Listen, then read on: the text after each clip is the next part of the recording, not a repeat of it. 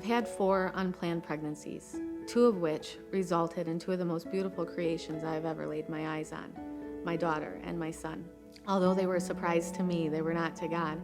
He's had his hand on them from the time that they were conceived, and he continues to mold and shape their hearts and their lives in ways that only he can do. The decision to choose life was not an easy one as a frightened 16-year-old girl, but both of my children's lives continue to daily bless mine in ways that I don't deserve. At 18, I found myself pregnant 2 more times, but out of selfishness and fear, I robbed God of the opportunity to author those lives, and I chose death for both babies. Those 2 decisions scarred my body, my heart, my mind, and my life in ways that no other medical procedure would ever have the ability to do.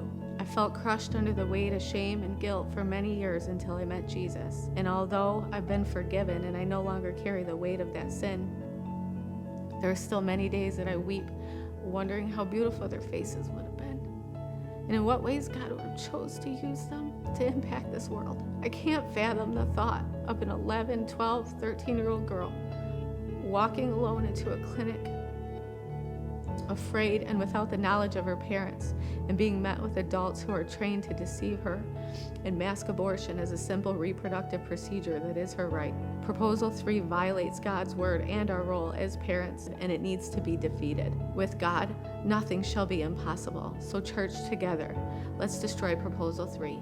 Vote no on November 8th.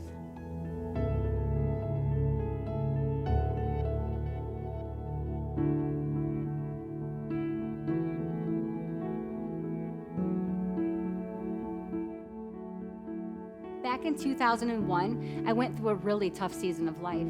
I had made some bad choices that ultimately led to an unplanned pregnancy. Scared, young, going through a divorce, and already having a 2-year-old son, I didn't know how I was going to raise this child on my own.